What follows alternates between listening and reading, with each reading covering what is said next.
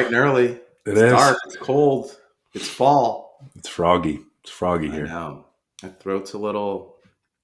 I got some hot tea. I got congestion. Yep. All this is going to pass because it is week 3. Week 3, folks. Welcome to Big Ben and K-Win on nofilter.net and YouTube. If you're watching this live or on demand, drop your comments below. If you're going to listen to this on your favorite audio podcast station, don't worry. We're everywhere. Download, listen, subscribe, and give us that 5-star review. I'm K-Win. He's Big Ben, and I'm going to Vegas this week. I need you to pick me some winners. Oh, wow. Buried the lead. Buried the lead. So, okay, we can get into this a little bit. But Vegas, how long are you going for? 2 nights, 3 days. We're there for a wedding, a planned wedding. A planned wedding. A planned wedding with not one in a chapel. No. Not one in a chapel, not one where you're witnesses. Yeah. That's nice. Where's the wedding? It is in, you know what? It's probably the last thing I've looked at because I'm so excited to go to Vegas. I think it's in attached to Caesars in the private garden area. Oh, that's nice. Yeah. I don't know. It's Jen's friends. I'm just there to gamble and party. Wait, so it's not your direct friends either? No. Wow, I'm the plus one. You have liberties. Is she in the wedding? She's not. If she was in the wedding, I would make it. Yeah, you wouldn't make the wedding. Yes. Okay. So a lot of liberties. Have you already kind of what games are going to be going on that you can bet on where you don't have to return to effectively cash in? You know what I'm saying? Are you going to bet on games that are going on while you're there, and then subsequently you'll know the result before you leave? That is my thing with Vegas. I don't make future bets on prop bets, MVP, Super Bowls. I don't like that. I want to win or lose in Vegas. Right. So we get in at, I think 10:30. Hopefully we can get there in time to bet on the USC-Michigan game. I also maybe want to bet on Tennessee-Oklahoma. There's a lot of action. NFL all Sunday. We're not leaving till Monday, so I got all. Oh, wow! Yeah, wow, all NFL. You have a chance to lose a paycheck pretty easily. That is amazing. Yeah. Oh, wow! My one stipulation is we've got to stay through Sunday because I want to watch football all day long. Oh yes. Have you determined what sportsbook you're going to go to? The wedding party wants to go to Stadium Swim. Oh, wow. With the pools and the TVs. I've never gone. Wow. This is amazing. So I love the idea of you're not the focal point in any way, shape, or form. You just have to show up, and that itinerary's already been laid out for you. Yes. That's amazing. So you want to do Tennessee? Are you really asking me what you should bet on? I mean, I'll text you later. Okay, yeah. This could be a whole podcast. Exactly. An hour-long podcast on what you should bet on. But you're playing with house money. Yeah. Essentially. You could get, for a wedding gift, get them some betting slips, some of your own parlays, double down. Their possibilities are endless. Get them to pay off my debt. Get them to pay our LLC fee for the year. That would be nice. Why don't I just gamble away our profits? Just put it on black. Maybe we win. Maybe we lose. Maybe we lose. Double up. Yeah. God, yeah. Okay. My mind is already churning on bets you could make. Proverbial parlays. It's a big week of college football. Huge. We're kind of out of the pay to play type thing scenarios. We're getting into conference play now. Should be fun. All right. Are we starting college football or NFL? We are. We are. I gotta say, Teresa Gould. I don't know if when she first came in. So Teresa Gould, for those that don't know, I don't know who that is. Teresa Gould is the let's call her the director, the chairman of the Pac-2. Okay. So it was George K. I'm going to call him George K. Kalafikoff, whatever. He rode off into the night, leaving the Pac-2 with nothing, bare bones, cupboards bare, and so forth. Teresa Gould has come in and interjected some energy into the opportunity moving forward to the Pac-2. Now, 4 schools have committed from the Mountain West to potentially come over in 2 years. 2 years is important because the entry fee, or the fee that the Pac-2 would have to pay, is significantly less. I think it goes from $36 million to $18 million. So she's recruited 4 more teams. Subsequently, now we have 6 teams: Fresno State, Boise State, San Diego State, Colorado State, and then your other 2, Oregon State and Washington State. 2 days after that's announced, Washington State goes out and beats Washington. There couldn't be Apple more Cup. Apple Cup. I mean, not only do I have bragging rights now over half of the state, I loved it in week. I was able to ask tough loss on Saturday, and it just riled them up. But not only do you have momentum there, but we have 6 now. We have to get to 8 to be a Who legit. do you want? See, that's the thing. We're all state schools at this point.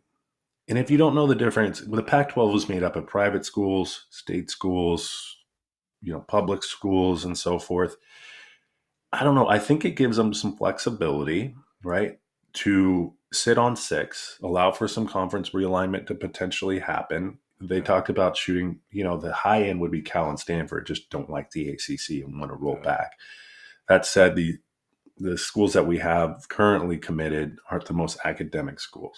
And I don't think, let's just be honest here, Fresno State, San Diego State, not the most academic schools. But that said, regionality, I think, plays a part in this. So there's talks of UNLV just due to market demand. I like BYU for football. But again, you think of the makeup of the schools. I don't know if BYU could be, I don't know. That said, we have 6 schools. You got to get to 8. And I think you slow play it. I think she did a great job of identifying 4 schools, regional based, probably your best ones among the Mountain West that you're going to go get. But then you have the opportunity for those 4 incoming teams to do some recruiting for you too, within the Mountain West or even outside of the Mountain West. So you got to get to 8 in the next 2 years. So you have. I would also love to see if Arizona and Arizona State and U of A can come back, because I don't know how well they're going to do in football. Yeah, I think what it might do is, how you have your state schools, so Arizona State and Arizona in some schools. It might draw kind of this, okay, we're not in the same league, same conference as the other team. That might be something that might have some allure. Just in terms of different teams that you can play, maybe some more profitability. Who knows? The thing is, they brought them in to get an idea of what a media rights deal would look like with just say 6+2. Yeah. And then you can go to teams like they talked about Tulane, they talked about Memphis, and kind of say, hey, you can make a couple more million or maybe double your media rights deal that you're getting today with the AAC. So I'm excited. Just that the Cougs. I'm going to play devil's advocate. Is this better than the Mountain West? You know what? Or is it just the Mountain West rebranded as? Well, no, it is better than Mountain West. You kind of get you get the best. You get the best teams coming over, right? And then you get to kind of remake your own conference in a sense. So it gives you the opportunity to go out and get teams maybe beyond the Mountain West, obviously, regionality, stuff like that. But the best part of the Pac-12 in the eyes of the sponsorships and the people who are buying these TV packages is the Los Angeles market and Silicon Valley. They need to somehow figure out, if they can't get those teams, how do they get other teams out of region who can contribute on a national level? To be determined, right? Yeah. But the first step was getting other teams in and getting that at least closer to 8. Because if you're at 4, next year, the conversation is a little different, right? All we need is 2 more teams to become a conference. And here's what also I think we're seeing a lot of larger conferences out there who, ultimately, I'll take the Ole Miss and Wake Forest type, the home and home things, cross conferences. Teams are tired of doing that. They want the idea because inevitably no one's really getting paid, or someone's getting paid pretty minutely with no guaranteed win. They'd rather play teams probably within the new rebranded Pac-6 or Pac-12 or whatever we want to call it, rather than say some cross-conference from larger conferences. That makes sense. That makes sense. So you get some ability to go schedule quote-unquote Power 4 teams rather than say you have a 15-team, 16-team conference where you're muddled with all the conference games. Yeah, you don't have any flexibility. Exactly. There you go. Well, I'm excited. I am too. And you know what? If Santa Clara gets a football team, we'll gladly accept them into the conference as well. Just don't take Sac State. No, we won't take Sac State. No Cal Poly, no Cal Davis, no Sac State. We're going to stay away from Sacramento. All right. Love it. What do you got NFL wise? Sticking with college football, Oh, I want to talk about your USC Trojans that open up Big Ten play in Ann Arbor. And here's why I want to bring it up. Max Miller is the Brock Purdy of college football. He is an elite quarterback who was wrongly accused of being a system quarterback. Watch the tape. Look at the throws. Look at the checks. Look at the accuracy. Look at the tight windows. USC football's back. They finally have the defense. They've got a quarterback who is not a system quarterback. He was a great high school player. And I can't wait for this Saturday because USC really has a chance to go 10-2 or 9-3. If they beat this banged up Michigan, they've got Wisconsin next week. They got smoked by Bama and lost their quarterback Van Dyke. USC football could be back, Big Ben. could be back. Could be back. Could be back. The LA market. Max Miller. I might have butchered his name. What's his name? Anyways, the Miller kid from USC is the Brock Purdy of college football. Elite with a capital E. Here's what USC has benefited from: continuity. So as they've made transition, Lincoln Riley's been the head coach throughout. They've had some recruiting momentum, as I've seen it the last few months, just because Lincoln's been there. UCLA's had some turnover at head coach. Michigan, in that same manner, has had turnover at head coach. They've had continuity. The program's been able to build. And they're, post Caleb Williams, what do? And then you finally find someone, and you do have athletes on that team. This weekend will be very, very telling. And does it translate? Do those athletes translate into Big Ten play? I want to call them back. They have to have a win. You call them back. They beat LSU. LSU's down. All right. Michigan's down. Wisconsin's down. You got to beat. You got to beat Ohio State, and that might. I don't think they they're don't play scheduled. Ohio State. Yeah, I know. So you got to get Oregon. there. They play Penn State. That will be a big game later this year. That will be a big game. Okay, they win this week and they're back. Okay. I'll give them that. But here's why they're back. Defensive coordinator D'Anton Lynn learned under the Baltimore Ravens system. Defensively, the great Mike McDonald, he's implementing that at USC. They're not leaving a lot of players in one-on-one situations. They're forcing teams to beat them with 10, 12, 11, 13 play drives. No big plays. Bring it back full circle to your Seahawks. And if you say USC's beat no one, I mean, look at your Seahawks. Broncos week 1, Pats week 2, a Tua list, Dolphins in week 3. Yeah. You're going to be 3-0. If we're transitioning to I'm going to call them my Seahawks. I'll reluctant Seahawks, I guess. JSN actually showed up for the first time in a long time this past game. Him and DK, I think, had over 200 combined yards, a touchdown. I think more than 18, right around 18 catches combined. That's a great day. That's what you want to see. You're right. We haven't played anyone. This next week, Skylar Thompson's still playing quarterback for the Miami Dolphins. That's going to be, I don't say it's a route, but it's a long flight from Miami to Seattle to play in this type of weather. I mean, it's a longer flight when Skylar Thompson. Yeah, when Skylar Thompson started quarterback. You hope you stop somewhere along the way and pick up another quarterback on the route. I mean, to be honest. Yeah, Seahawks are 2-0, probably not the best 2-0 team, probably not the worst. Are they better than the 2-0 Vikings? Yes. 2-0 Steelers? Yes. I mean, the Steelers are imposter. Yeah, Steelers are an imposter. I mean, the NFL is a little upside down right now, I would say. I know. I love the parity. A little upside down, but it is only week 2. 2-0 teams. I mean, you've seen teams come from 4 games under 500, 6 weeks into the season, and end up being a playoff team. Kenneth Walker's banged up. Seahawks are, but I think that if we can carry them, Seahawks in a good spot because you play 2 teams where you can effectively figure out if your defensive scheme is going to work, right, in practice, and also your offensive scheme. And I think what we saw last week is the offensive scheme Ryan Grubb is able to implement is working. Did you put up a lot of points against the Patriots? No, but Patriots got good D. no one's going to put up a lot of good points against the Patriots. Gerard Mayo is going to make sure that that defense is actually keeping them in the game. So we'll see. Seahawks are, I think it's to be determined still what kind of team this is long term. Well, here's my question to you. If week 1 in the NFL is a liar, week 1's a liar, and week 2 is the truth, what did you learn last week? Ooh, that if you a few things. Max Crosby came up to Gardner Minshew as they were playing the Ravens. Just be Gardner Minshew from WSU. Get out there and sling it. And he did. Yeah. The guy did. He sat there. The Raiders need to be who they are.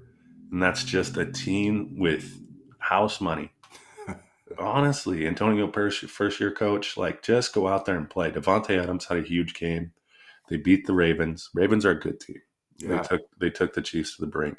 So I think the Raiders are better than we thought. I think the Broncos still haven't figured it out. If you look at San Francisco, injuries again, that kind of tells who they are. Chargers, Quentin Johnson showed up a little bit. Finally. J.K. Dobbins is still healthy after 2 weeks. That's pretty remarkable considering his track record. The Rams, again, Cooper Kupp going down to Kua, that's going to be tough. Kyron Williams has had a tough time getting yards. I think it's been tough for the NFL. Everyone's still trying to figure out. I made the comment too, buddy, it's the year of the kicker. I haven't seen more field goals kicked in the first 2 weeks. You got kickers putting up 20-plus points in fantasy. I mean, had a kicker for the Giants or the 49ers in week 1 had, 6 field goals? Yeah. It's pretty ridiculous. So it's just, I think teams' offense are having a tough time getting going. You had a little rookies. Malik Neighbors looked good. Marvin Harrison Jr. broke out in a big way for a quarter. I just think everyone's sputtering a little bit. Everyone except my New Orleans Saints. Here's what I've learned. 91 points in 2 weeks. They put up 47 against the Panthers. Not a big deal. 42, I think, against the Cowboys. And it's Klint Kubiak. Kubiak, offensive coordinator. He's making Derek Carr look like the Derek Carr MVP of 5 years. Derek Carr did not win MVP, but there was that 1 year where he played really well. He's rolling out pre-snap motions, a lot of play action. They're number 1 in all of that stuff. And I think the Saints offense is legit. Now, their defense and their team's a little older, so we'll see what happens in the long year. But I think the NFC South could get 2 teams. They could get Tampa and the Saints in the playoffs. The NFC West might only get 1. Tampa has I agree with you with both those comments. I do agree. But based on what we've seen from the Saints, what they remind me of? The greatest show on turf. Ooh. Kurt Warner wasn't this flashy guy, but he had an arm. Derek Carr has an arm. You have Alvin Kamara running around just being a beast, getting balls out of the backfield. It's kind of like Marshall Faulk. A little Marshall Faulkus. I don't know if it's to that extent, but you get the look and feel. You have Olave and Shaheed. Mm-hmm. Shaheed's been a downfield threat. Olave is still your underneath guy, kind of possession receiver. To your point, the Saints, in terms of pieces and parts and what you're getting out of them, they're doing the best in the NFL. They're extracting the most out of their assets that they have. And for all intents and purposes, no one expected anything from him. No. Derek Carr could easily become the Joe Flacco from you look at it and you go, geez, the guy's got in the right scheme. I bet around the league, every quarterback's looking at that going, man, I wish I had that scheme. I wish I had that playbook because it's working. It's night and day from last year. It's completely different. The Saints offense was brutal. Dennis Allen, they were saying he was most likely to get fired. Now they're singing his praises. The Saints are 2-0. Everything looks great. And I'll tell you this, Eagles-Saints is going to be a great game. And as I go to Vegas, that might be an over that I hit, 49.5. I might bet the over on that one. The Eagles haven't stopped very many teams. Where's that game? New Orleans. Okay, good. Yes, hit the over twice. There is so many. You look at the Lions last year; they put up points so easily, and I'm convinced that domed stadiums just allow for that. Yeah. Right? There's no other variable. There's no wind. There's no rain. There's no snow. There's no nothing. You can go out there and the plays that you want to play can get executed how they want to get executed. Yeah. And the Saints are going to benefit from that, especially in Mr. Kubiak's newfangled, who knows what he's running. Who knows? What would you call it? Well, his dad, Gary, I think was affiliated with the Shanahan. So I think it's kind of some West Coast offense, stretch offense. It's similar to like McVay, but they all have their little wrinkle in it. But it's like a branch of the West Coast offense. I think it's press. Like you get guys running at least 5 yards down the field. It creates kind of this cushion for you that you can work underneath, and then you can work out of the backfield with a lot of passes. And then as you get teams creeping up, take care of that, because you're going to get 1-2 first downs. And at that point you can take shots. And I think that's where Shaheed comes in. He's a downfield threat. I think he has 3 touchdowns and well over 200 yards these first 2 weeks. So big explosive plays. Yes. The Saints have actually scored 30 points both times before halftime. So maybe I parlay the over at halftime and the over in the game. Yeah. I over because they stall out, right? And when you're up by 30, you kind of all right. It's maybe not running the same things. You're the kicker. You're the kicker to this point. Like you gotta. I mean, Kai Forbath for the Texans kicked a 58-yarder. Like they more or less put the ball on the ground just so he could kick it, and he made it. I mean, they're weapons now, kickers. I know, explosive. If you got a kid that doesn't want to play football, just get him kicking the ball. That's all you have to do. What's the injury report on your Niners? Give me a quick update. McCaffrey's on the IR, so he's out at least 4 weeks. I think Debo is going to be out another 4 weeks. Ricky Parasol, the rookie who got robbed, I think they're holding him out. I think he's on the IR. He's probably he's not eligible to week 5. So it's Jordan Mason, it's Kittle, it's Ayuk, it's Juwan Jennings, and maybe it's Jacob Cowing. I mean, good thing the Niners drafted 2 rookie wide receivers early, because those wide receivers are going to have to play and make an impact early on. Yeah. No excuses for the Niners. They have 9 Pro Bowlers. Yeah. If 2 of them are out, they can still figure out a way to win. Yeah, you're right. And they should, but it's harder. It's harder. It's not easy, especially because, when your playbook's meant for Christian McCaffrey and then you roll Jordan Mason out there, like it's not going to be the same, right? It's just not. And when you got Jawad Jennings out there and Ayuk versus Debo, and Kittle's still around. He had a big game last week too. Niners will get by. It'll just be harder. Yeah, it'll just be harder. Yeah, just be harder. I got one more thing I want to talk about. I want to talk about the Bad Contract Bowl. It is happening this weekend in Cleveland. The New York Giants play the Browns. And what is worse than Daniel Jones's $160 million contract? Deshaun Watson's $230 million contract. Giants are 0-2. Browns are 1-1. I've heard reports, again, who knows if they're true, but if the Giants lose here and go 0-3, I mean, we might not see Daniel Jones start. They might move away from him at some point and then just consider it dead money on the cap and Russell Wilson him. And on the other side of it, Deshaun Watson has looked like he's aged 5 or 6 years from Houston to Cleveland. Yeah. He's not as mobile. He's not as accurate. He's not reading the system. I know he's got a lot of off-the-field distractions, but those are 2 really bad quarterback contracts. Well, the wind blows pretty heavy off Lake Michigan to defend Deshaun Watson. No. I mean, there's a little difference there. And then Daniel Jones, God, New York is such you splash for 2 games and all of a sudden it's give him his money, yeah. That's who he is. And Daniel Jones let him do a playoff berth, I think, 2 years back, and they just backed up the truck for him. Yeah.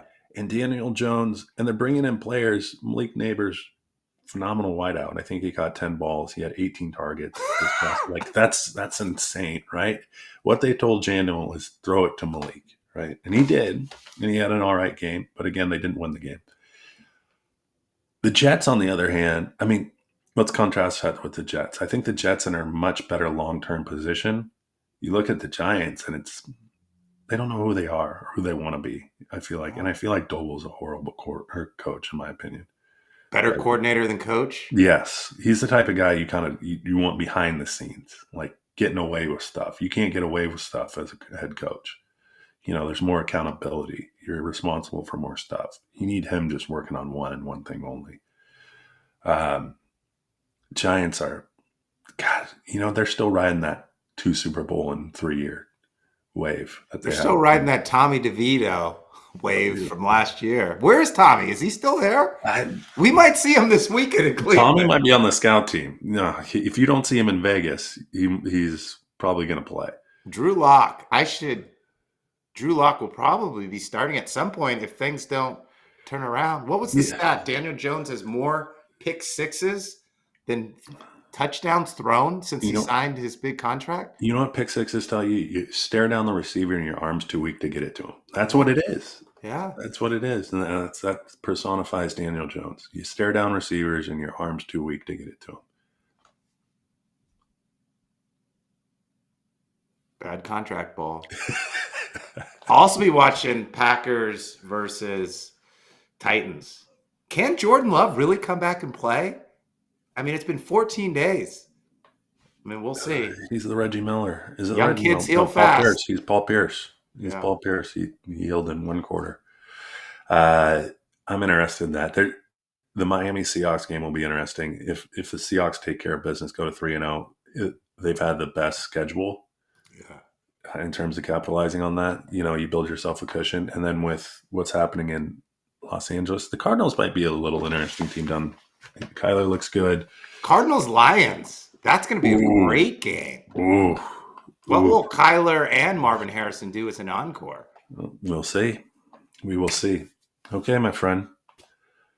You want to take us out of here? Enjoy Vegas. Oh, I will. Don't ruin it the first night. Remember, vacations aren't won or lost on the first night. Or you can't be won. They can only be lost on the first night. That's very good advice. Hydrate, set a nice little probably 11:30, and then get up the next day, sleep in, take your time, come in with a rational brain. Managing my fantasy team. No, see, you got to be rational brain. You got to, 8:30, you got to, allow time for everything to compute in the brain. Don't get up hurried. Okay, let's get us out of here. At Big Ben KWin _ on all social media, TikTok, Threads, Facebook, Instagram. You can find us wherever. Comment. You know what comment I'd love? What other teams would you add to the Pac-12? Or at this point, Pac-6? Let's hear it. Let us know. Yeah. And then check us out wherever. YouTube, follow. Where else are we? NoFilter.net. NoFilter.net, which we broadcast on each time live every Thursday morning. If you want to check us out, join us, comment, concerns. Just, come on and banter. You're more than welcome to. Check us out at NoFilter.net. Big Ben KWin. Should I see if we should do a live show at the Sphere? No. Yes, please. Yes, please. They should turn the Sphere into a sports book. That would be amazing. How amazing would that be? Just 360 degrees of games. Yeah. You're just like, oh. You come down just disoriented. Puking. I don't know if that was Tennessee or Oregon who's going. Boom. Oh.